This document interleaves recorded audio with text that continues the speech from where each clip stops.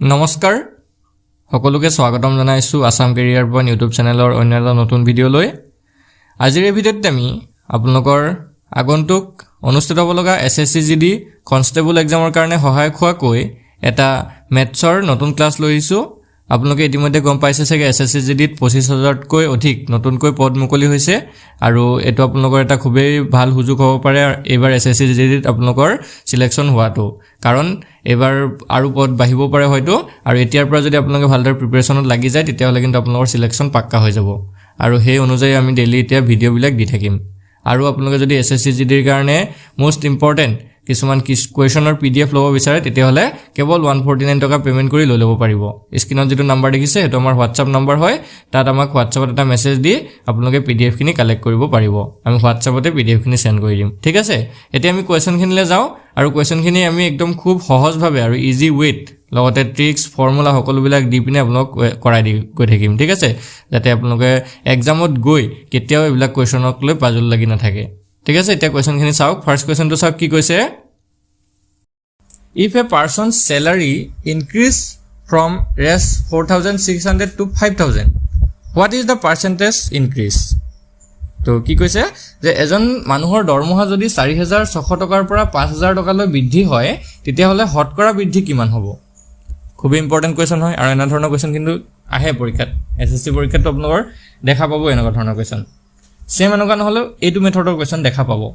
চ' কি কৈছে চাওক, 4,600 টকাৰ পৰা এজন মানুহৰ দৰমহা 5,000 টকালৈ বাঢ়িলে। চ' আমি যদি চাবলৈ যাওঁ টকাত যদি চাবলৈ যাওঁ কেইটকা বাঢ়িলে, ইফালে 600 টকাৰ পৰা 5,000 ন, আমি যদি টকাত চাবলৈ যাওঁ 400 টকা এটা বাঢ়িলে, হয় নহয়, 400 টকা এটা বৃদ্ধি পালে, হ'লনে? এতিয়া আমাক টকাতটো উলিয়াব দিয়া নাই ন, টকাত উলিয়াবলৈ লগে লগে পাৰিব আপোনালোকে উলিয়াবলৈ দিছে। হতকৰা বৃদ্ধি কিমান হ'ল, ঠিক আছে, হতকৰা বৃদ্ধি কিমান হ'ল। চ' আমি হতকৰা বৃদ্ধিটো উলিয়াবলৈ এটা ফৰ্মুলা আছে। ফৰ্মুলাটো হৈছে এইটো, ওপৰত আপোনালোকে বৃদ্ধিটো ৰাখিব কিমান বৃদ্ধি হ'ল, তলত আপোনালোকে আগৰ দৰমহাটো লিখিব, ঠিক আছে। আগৰ দৰমহা বা আগৰ যিটো মূল্য থাকিব, আৰু মূল্য বুলি থাকিব পাৰে, কেতিয়াবা টকা পইচাৰ ক্ষেত্ৰত মূল্য আহিব পাৰে, দৰমহাৰ ক্ষেত্ৰত দৰমহা আহিব পাৰে, মুঠতে আগৰটো ৰাখিব, ঠিক আছে। আৰু তাৰ লগত 100% পূৰণ কৰি দিব, ঠিক আছে, 100% পূৰণ কৰি দিব। ওপৰত আপোনালোকে বৃদ্ধিটো ৰাখিব আৰু লাভ লোকচানৰ ক্ষেত্ৰত লাভটো ৰাখিব, আৰু তাৰ তলতে আগৰ যিটো দৰমহা থাকিব বা আগৰ যিটো মূল্য থাকিব সেইটো ৰাখি দিব। হৈ গ'ল চিম্পল, আৰু তাৰ লগত 100% এটা পূৰণ কৰি দিয়ক, তাতে শতকৰাত ওলাই যাবগৈ। হৈ গ'ল। এতিয়া যদি আমি এইটো বহুৱাই চাওঁ, বৃদ্ধিটো হৈছিলে 400 টকা আৰু তলত হ'বগৈ 4,600 টকা আৰু ইনটু 100% হ'ল। এতিয়া দুটা শূন্য এইফালে কাটি দিলোঁ, এইফালে দুটা শূন্য কাটি দিলোঁ। চিম্পল 400 আৰু 46 হৰণ কৰি দিয়ক, 2 যদি কাটি দিওঁ 200 হ'ল, 46ক যদি কাটো 23 হ'ল। এতিয়া 200ক যদি 23ৰে হৰণ কৰে, এইটো হৰণটো কৰি চাব, এইটো এপ্ৰক্সিমেট 8.69 মান ওলায়, হয়নে? 8.69% মান ওলাব, আৰু 8.69%ক আমি 8.7% বুলিও ধৰিব পাৰোঁ, কাৰণ এনচাৰত এপ্ৰক্সিমেট 8.7% বুলিয়ে আছে। চাওক 8.7% এপ্ৰক্সিমেট, অপশ্যন 8 আছে। চ' অপশ্যন 8 হৈ গ'ল শুদ্ধ উত্তৰ। বুজি পাইছে? তো এনেকুৱা ধৰণৰ আপোনালোকৰ কুৱেশ্যন আহিব পাৰে, ভালকৈ চাই ল'ব, উত্তৰটো নোট কৰি ল'ব। নেক্সট কুৱেশ্যনটোলৈ তেতিয়া চাওঁ। If 5% of a number is equal to 12% of Rs 500, then a number is, যদি কোনো সংখ্যাৰ 5% 500 টকাৰ 12%ৰ সমান হয় তেন্তে সংখ্যাটো কি হয়? ঠিক আছে, কোনো এটা সংখ্যাৰ 5% যিমান 500 টকাৰ 12%ও সিমান বুলি কৈছে, তো সংখ্যাটো কি হয়? চ' এনে ক্ষেত্ৰত আমি সংখ্যাটো ধৰি লৈছোঁ কি x, ঠিক আছে, let the number B x হ'ল, সংখ্যাটো আমি x ধৰি লৈছোঁ। এতিয়া আমাক প্ৰশ্নটো যদি ভালদৰে সজাওঁ, কি কৈছে, xৰ 5%, হয়নে নহয়? তো xৰ 5%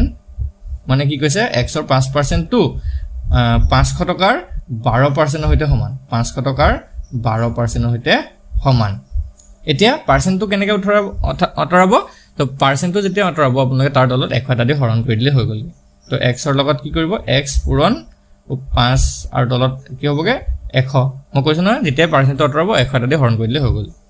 আৰু তাৰ সিফালেও 500ৰ লগত 500 পূৰণ, ওপৰত 12 তলত 100 এটা দি হৰণ কৰি দিয়ক। এইফালে 100 দুটা শূন্য কাটিলোঁ, 500ৰ পৰা দুটা শূন্য কাটিলে, এইটোত যদি কাটো 5 100 যাব 20 বাৰ। চ' ইয়াত আমাৰ কি থাকিলে, x/20, আৰু ইয়াত থাকিলে 5 বাৰং 60, আৰু এইটো 20টো যদি সিফালে গুচি যায়, পূৰণ হ'বগৈ 60 পূৰণ 20, আৰু 60 আৰু 20 পূৰণ কৰিলে হৈ যাব 6 2 12 1200 টকা। হল 1200 আমাৰ যেটো নাম্বাৰ উলিয়াব দিছিলে হেতু হৈছে 1200 সো অপচন বি টু হ'ব correct answer option B to হৈ গলগে কারেক্ট आंसर হল বুজি পাইছে সাগে একদমই সিম্পল কোৱেশ্চন আছিল ইমানো টান নহয় আপোনালোকে এবাৰ ভালকে চাব দুবাৰ মান কৰিব হৈ যাবগে নেক্সট কোৱেশ্চন এ বি সি ৰ মাজত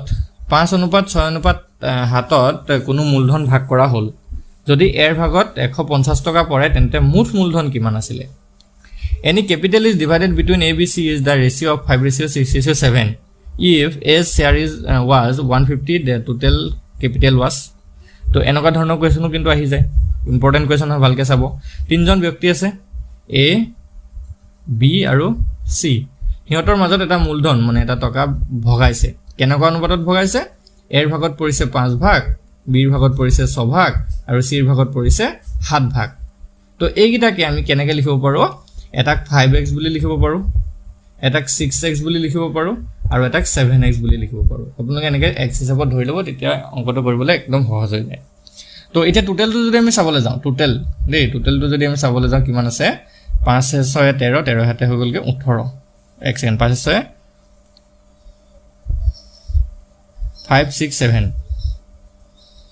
5 6 11 11 হাতে 18 5 6 13 নহয় মোক খেলি মেলি হৈছে 5 6 11 হাতে 18 তো টোটালটো যদি আমি চাবলৈ যাওঁ টোটাল 18x হল মূলধনটো টোটাল কিমান লব 18x লব হল সো ইতিয়া আৰু এটা কথা ইয়াত দি থৈছে নহয় এৰ ভাগত 150 টকা পৰে বুলি কৈছে সো এৰ ভাগত যদি 150 টকা পৰে হল এৰ ভাগটো কিমান আছিল 5x তো 5x মানে 150 নহয় জানো 5x সমান 150 তো ইয়াৰ পৰা আমি x ৰ মানটো দেব পাৰো আৰু x ৰ মান উলালে টোটালটো উলা যাব কিন্তু তো x ৰ মানটো উলাব 150 ডিভাইডেড বাই 5 তো 5 এ যদি 15 কাটো 3 বাৰ যাব এটো হৈ গলগে 30 x ৰ ভ্যালুটো কিমান হলে 30 ওলালে এতিয়া মুঠ আছিল আমাৰ 18x তো সিম্পল টোটালটো হ'বগে 18 * 30 18 * 30 কৰিলে এটো হৈ যাবগে 540 হলনে 540 সো অপচন ডি টু হৈ যাব শুদ্ধ উত্তৰ সো এতিয়া 540 টো একদম সহজ ভাবে ওলাই গল একদম সিম্পল কথা এতিয়া এনেকৈ কেতিয়াবা দিব পাৰে ন বিৰ ভাগত কিমান পৰিব সিৰ ভাগত কিমান পৰিব তেনেকৈ দিব পাৰে তো বিৰ ভাগত পৰাটো 6x কৰিলে হল 6 * 30 কৰিলে হল সিৰ ভাগত পৰাটো 7 * 30 কৰিলে ওলাই যাবগে বুজি পাইছে তো মেইন আমাৰ x উলিয়াটোহে লাগে যেতিয়া x ওলাই যাব আমাক জি দিনি দিলেও আমি কৰিব পাৰিম হল বুজি পাইছে নেক্সট কোৱেশ্চন লাগবৰ হো কি কৈছে 500 টকাৰ এটা স্কুল বেগ 30% হ্ৰাস কৰি বিক্ৰী কৰিলে বেচা দাম কিমান হ'ব if you sell a school bag worth 500 at a discount of 30% the selling price will be তো 500 টকাৰ স্কুল বেগটো কিমানত বেচিছে 30% হ্ৰাস কৰি বেচিছে মানে ডিসকাউন্ট দিছে সো এতিয়া 500 টকাৰ 30% টো আমি উলিয়াব লাগিব প্ৰথমতে 500 টকাৰ 30% এতিয়া শতাংশটো উলিয়াবলৈ হলে কি কৰিব লাগিব মই কৈছো ওপৰ তলত 1 দি হৰণ কৰি দিও এটো যদি কৰে দুটা শূন্য কাটিলে 5 3 15 150 টকা এটা 150 টকা কি হ'ব এটো 150 টকাটো হ্ৰাস হ'ব হল 150 টকা ডিসকাউন্ট সো 500 ৰ পৰা 150 মাইনাস কৰি দিও এটো হ'বগে 350 টকা হল নে 350 টকা অপচন এটো হৈ যাব কারেক্ট आंसर অপচন এটো হৈ গল কারেক্ট आंसर একেবাৰে সহজ আছিল সো এতিয়া আমি নেক্সট কোৱেশ্চনটো লাগবৰ হম নেক্সট কোৱেশ্চনটো কি দিছে এজন ব্যক্তিয়ে ঘৰৰ পৰা দোকানলৈ 6 কিলোমিটাৰ দূৰত্ব অতিক্ৰম কৰি গল দোকানৰ পৰা বাওঁফালে ঘূৰি 8 কিলোমিটাৰ গৈ বন্ধু এজনৰ ঘৰ পালেগৈ এতিয়া কৈছে যে ব্যক্তিজনৰ ঘৰৰ পৰা বন্ধুৰ ঘৰৰ ৰৈখিক দূৰত্ব কিমান A man walk 6 kilometers from home to shop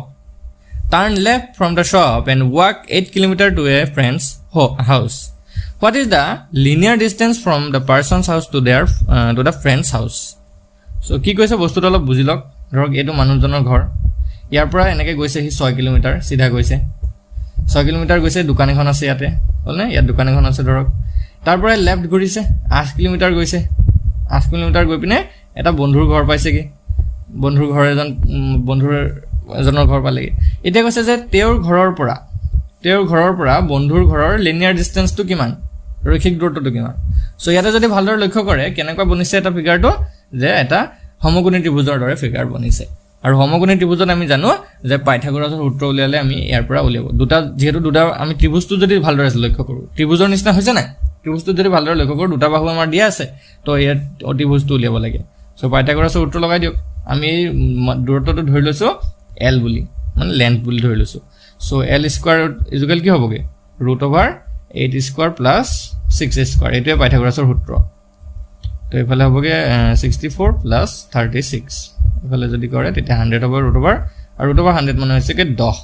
so এইটো হ'লগে 10 কিলোমিটাৰ হল তো যদি আমি লিনিয়াৰ ডিসটেন্সটো উলিয়াবলৈ যাওঁ 10 কিলোমিটাৰ হ'ব সো অপচন আমাৰ এটো হৈ যাবগে কাৰেক্ট আনসাৰ অপচন এটো হৈ গ'ল কাৰেক্ট আনসাৰ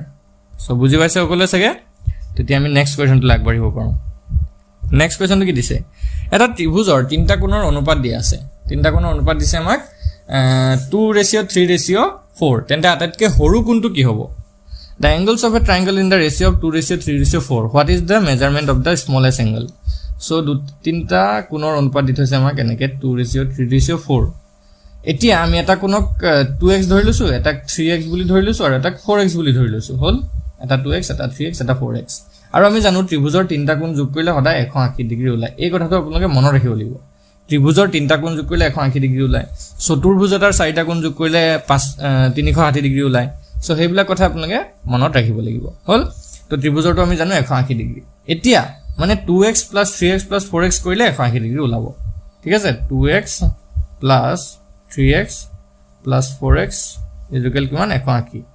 হৈ গল তো ইয়াৰ পৰা আমি যদি x ৰ ভ্যালুটো উলিয়াই দিও 2 3 5 5 6 9 9x = 180 তো x = কিমান 180/9 9 যদি 18 কাটো দুবাৰ যায় এটো 20 ডিগ্ৰী তো x ৰ ভ্যালুটো কিমান ওলালে 20 ডিগ্ৰী তো আমাৰ আটাইতকৈ সৰু কোণটো উলিয়াব কৈছিলে সো আটাইতকৈ সৰু কোণটো হৈছে 2x তো 2 * 20 ডিগ্ৰী কৰিলে ওলাই যাবগে 2 * 20 ডিগ্ৰী কৰিলে 40 ডিগ্ৰী ওলাব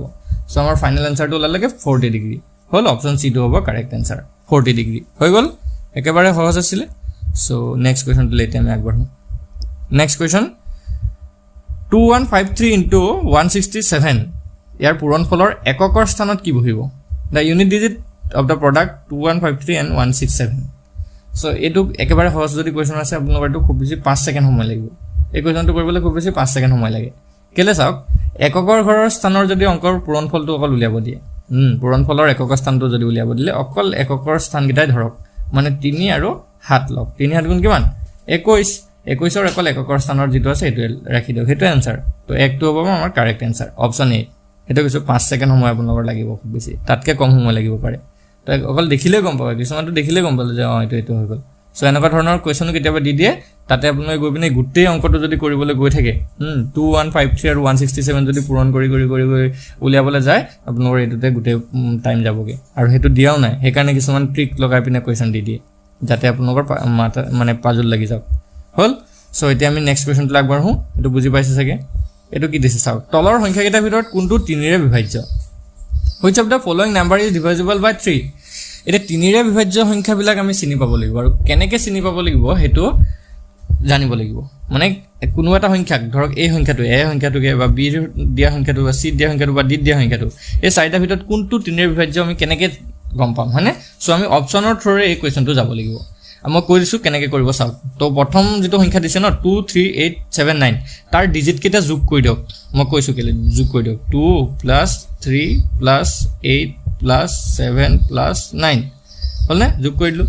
তো ইয়াৰ যোগফলটো যেটো ওলাব ন হেতু যদি 3 ৰে হৰণ যায় তেতিয়া গোটেই সংখ্যাটোকে 3 ৰে হৰণ যাব তো ইয়াৰ যোগফলটো কিমান হ'ব চাওক 2 3 5 5 8 হৈ গলগে 13 13 হাতে হৈ গলগে 20 20 নে 29 ওলালে তো 29 টোক 3 ৰে জানো হৰণ যায় 3 ঘৰ নেটাত জানো 29 ওলাই নোলায় সো এই সংখ্যাটো না যায় 3 ৰে হৰণ নেক্সট টু চাও 1 + 1 + 7 + 2 + 2 তো 1 1 2 2 হাতে হৈ গলগে 9 9 10 11 12 13 13 13 কো 3 ৰে হৰণ না যায় এটো নোলালে কাম নাই খতম তাৰ পিছত আকৌ 2 + 3 + 1 + 7 + 5 এটো যদি চাও 2 3 5 5 10 10 হাতে 18 ওলালে হলনে 18 ওলাছে এতিয়া দেখিছো 18 টোক 3 ৰে হৰণ যায় হলনে 18 টোক 3 ৰে হৰণ যায় কাৰণ 3 6 গুণ 18 সো আমি গম পালো এই সংখ্যাটোকে 3 ৰে হৰণ গুছি গল হল যে নেক্সট অৰ কৰা দৰকাৰ নাই গম পাও হেতু নাযাবই কাৰণ এটাই অপচন শুদ্ধ হয় সো এনেকৈ আপোনালোকে কৰিব পাৰিব এনেকুৱা কোৱেশ্চনবিলাক অপচনৰ থ্ৰুৰে যাব লাগিব আৰু যিমান প্ৰেক্টিছ কৰিব আপোনালোকে যিমান এইবিলাক অংক প্ৰেক্টিছ কৰিব সিমান আপোনালোকৰ টাইম কম লাগিব সেইকাৰণে প্ৰেক্টিছ বেছিকৈ কৰিব লাগিব